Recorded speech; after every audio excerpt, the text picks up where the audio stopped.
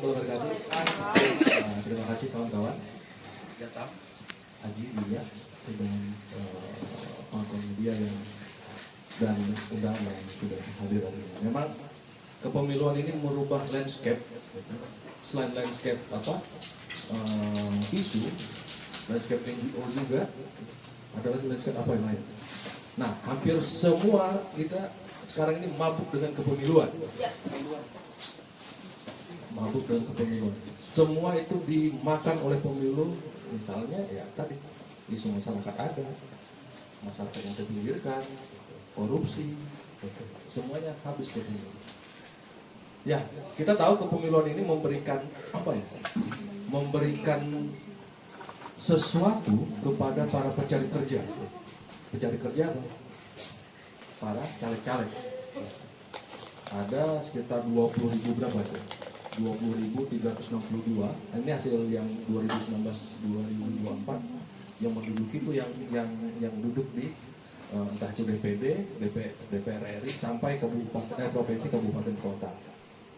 Itu para pencari kerja per 5 tahunan yang selalu gegap gempita yang menghabiskan triliunan anggaran APBN. Nah ini 2019 sampai 2004 itu kepemiluan itu sudah menghabiskan 45,3 triliun. Nah ini juga disambung dengan pemilu 2024 itu meningkat 57,3%, itu menjadi 71,3 triliun. Jadi dengan APBD Kalimantan Timur sekitar 20 triliun itu artinya ada 3,5 tahun kepemerintahan provinsi ini untuk anggarannya. Nah ini artinya dengan 3,8 juta jiwa bisa hidup di situ dan diurusin dengan hanya beberapa bulan kepemiluan. Nah ini kawan-kawan.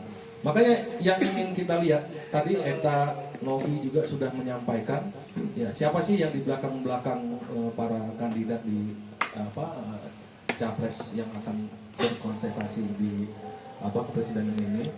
Memang ya selain partai-partai yang dulunya ada juga yang menyatakan tidak sepakat, tapi dengan presiden sepakat gitu. Ya kita tahu undang-undang KPK, undang-undang Minerba, undang-undang Cipta Kerja, undang-undang apa lagi? Gitu kan? Ini adalah pemangsa semua kehidupan rakyat di Indonesia dengan konflik-konfliknya. Kita tahu lah gitu kan, investasi dalam dunia ekstraktif itu selain korupsi, kerusakan, konflik dan kriminalisasi yang selalu dihadapi oleh masyarakat Indonesia. Belum lagi rencana undang-undang misalnya KSDHE itu bagaimana menghilangkan peran serta masyarakat adat itu dihilangkan oleh masyarakat adat. Itu rencana undang-undang loh. Bagaimana itu? Karena dia mengambil posisinya untuk supaya ini aman dan wilayahnya wilayah konservasi saja yang yang dicawe-cawein lah gitu. Ada juga hutan tanaman industri. Hutan tanaman energi. Ini isu yang baru yang mendukung transisi energi itu bagaimana co-firing itu atau bauran pembakaran terhadap pembangkit misal energi itu 10%, tapi itu sudah menghabiskan, kalau catatan untuk di Kalimantan Timur itu kemungkinan ada 100.000 hektar untuk mendukung hutan tanaman energi gitu. Nah kita tahu konflik-konflik tentang industri ini kan luar biasa, seperti HTI gitu. Kita punya 2 HTI yang memang dikuasai oleh misalnya si Hasim dan siapa satu Tanoto, Sukato Tanoto itu. Nah ini belum lagi Perpres nomor 78 tentang pengadaan tanah dalam proyek nasional itu yang bisa saja mengambil hak semua warga gitu untuk alasannya untuk pembangunan kepentingan bersama gitu. Nah ini akan menjadi lahan konflik yang baru terhadap masyarakat dan aparat, baik itu misalnya juga di privat sektornya. Nah, ada lagi Perpres nomor 70 2023 tentang apa? investasi. Bayangin itu untuk menambang, untuk membuat perkebunan, membuat hutan tanaman industri sampai tingkat BUMDes, ormas, koperasi. Nah, kita tahu perizinan-perizinan itu luar biasa ya. Makanya tadi saya bilang dalam dunia industri ini korupsi ini, gitu kan, selalu mendahului apa? Gitu. Karena apa? Selain lintas sektor, lintas OPD, lintas kementerian dan lembaga. Nah, misal dalam satu OPD dia harus berapa meja yang mereka harus lewatin membuat izin. Misal kayak pertambangan, bukan hanya misalnya izin kawasan. Nah, misal dekat hutan lagi dia harus minta izin di dinas kehutanan. Belum lagi misal untuk menggunakan jalan dia harus dengan di sub. Kalau menggunakan sungai dia harus dengan apa? Ke SOP. Gitu. Artinya hanya untuk buka pertambangan dia harus melewati beberapa izin yang harus dipenuhi. Gitu. Nah, izin itu celakanya di birokrasi kita nggak cukup 1 hari. Ya kita bilang mau pelayanan publik, OSS, apalagi itu DPPTS satu pintu itu bukan 1 pintu tuh. Betul 1 pintu tapi berapa meja gitu. Yang harus dilewati. Dan ini potensi korupsinya gitu. Kawan-kawan, gitu, selain melihat di krisis sosial ini juga ya keinginan untuk Indonesia lebih baik itu juga nggak muncul dari pasangan-pasangan ini. Saya berapa menit ya? Waktu ya? Apa nunggu aja? Nunggu aja. Dan apa ya? Di catatan Pokja di tahun 2022, Dinas Lingkungan Hidup itu dari 81,5 miliar dia menganggarkan untuk perbaikan lingkungannya itu cuma 4,2 miliar, artinya 5,17% saja dari anggaran yang mereka kelola. Baik, kerusakan yang ditimpakan oleh daerah dengan izin yang di pusat dari Undang-Undang 23 2014 atau di Undang-Undang berapa 3 2020 tentang minerba, kewenangan provinsi itu diambil, baik itu DLH dan SDM itu diambil ketarik ke pusat atau ke kementerian. Itu ya memberikan ruang-ruang pengerusakan, ruang-ruang itu diawasin gitu. Ada 13 orang inspektur tambang, inspektur pengawas tambang itu statusnya sebagai apa? Sebagai pengawas tambang yang ada di Kalimantan Timur yang harus mengawasi berapa catatan tambang izin pertambangan di Kalimantan Timur 1.400. Oh. Kalau catatan lama 1.404 ya. Nah, bayangkan. Kalau dibagi dengan 13 pengawas tambang itu setiap hari mereka berdinas terus itu. Dan nggak ada ke kantornya.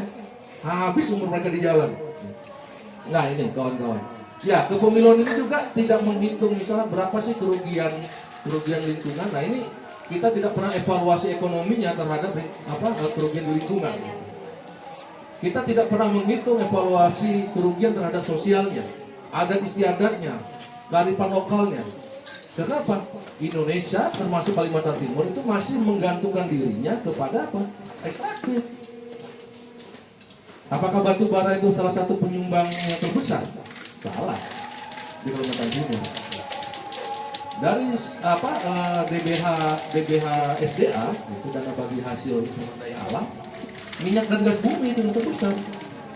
Apa PAD-nya yang terbesar lagi? Itu pajak kendaraan bermotor. Iya, pajak kendaraan bermotor. Tapi tidak pernah misalnya tadi kerusakan lingkungan ini dianggarkan untuk lebih besar porsinya. Kenapa? Gitu. Ya, kalau kita misalnya mendesak ke pemerintah provinsi, ya pemerintah provinsi akan ngomong ya itu bukan kewajiban kami, tugas kami. Izin sudah ada di pusat. Ya silakan saja kalau ke pusat.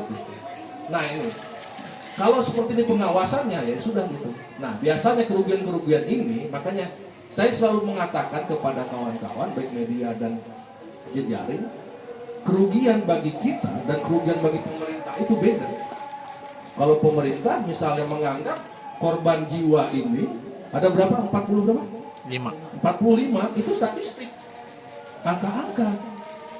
Dari 2011 sampai 2024 ada 45 korban itu angka-angka. Statistik saja. Dan kita juga beda kok misalnya menganggap soal konflik gitu. Selain konflik misalnya terhadap perusahaan dengan perusahaan, perusahaan dengan pemerintah, atau perusahaan dengan masyarakat atau sebaliknya gitu. Kalau kita menilai konflik itu misal kita sudah tidak saling tegur, membuang pandangan itu bukan konflik. Tapi pemerintah kita beda, menganggap konflik itu jika ada korban jiwa, gitu, ada kerugian materi. Gitu. Nah ini. Gitu. Dan misalnya tadi juga bencana-bencana gitu kan, karena tidak menganggap ini korban, tidak korban, dia nggak apa, fenomena. Misalnya banjir yang melanda di Samarinda, ya itu fenomena saja, gitu. Bukan bencana alam. Gitu. Kampung saya di Morakaba kena banjir itu event tiap tahunan, gitu ya. Saya katakan event karena tiap tahun banjir, ya itu fenomena dibilang itu. Kita tidak melihat di hulunya apa, misalnya ada pertambangan, perkebunan yang sudah mencaplok tanah karena ya bisnis ekstraktif ini kan rakus terhadap lahan, gitu kawan-kawan.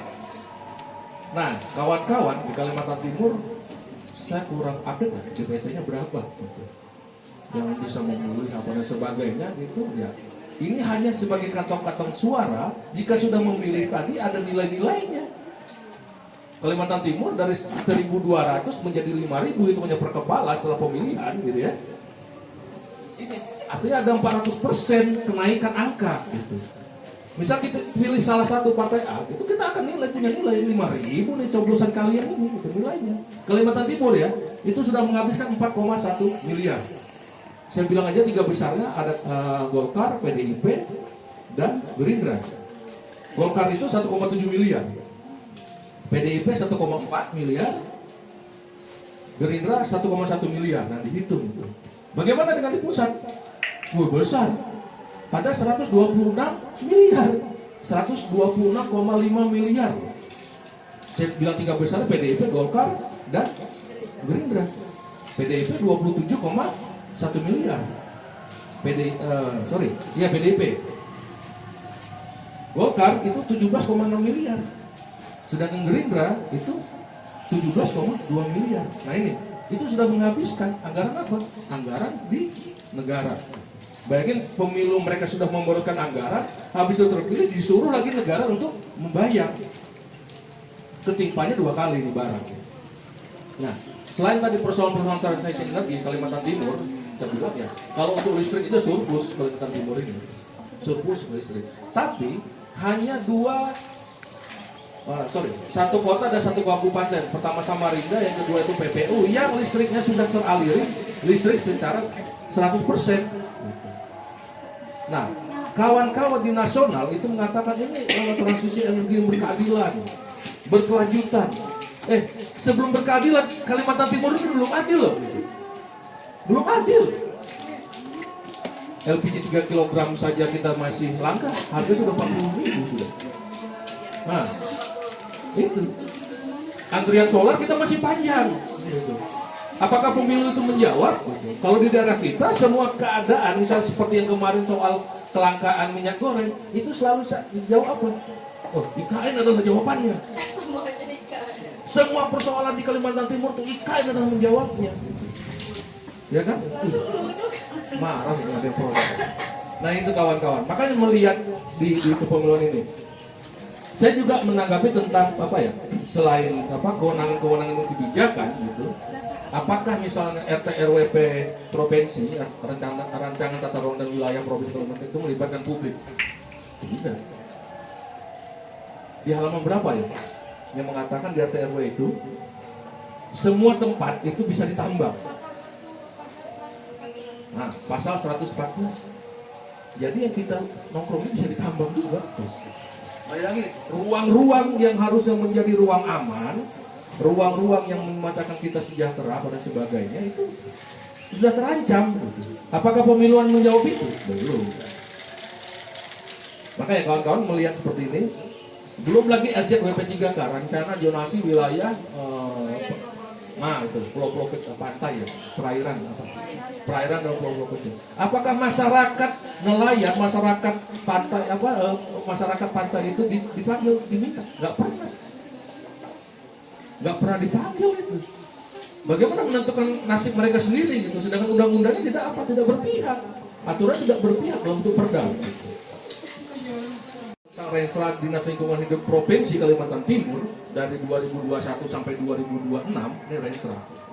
Bayangin kawan-kawan gitu, untuk penanggulangan menjaga tentang lingkungan hidup itu hanya 1,7 miliar.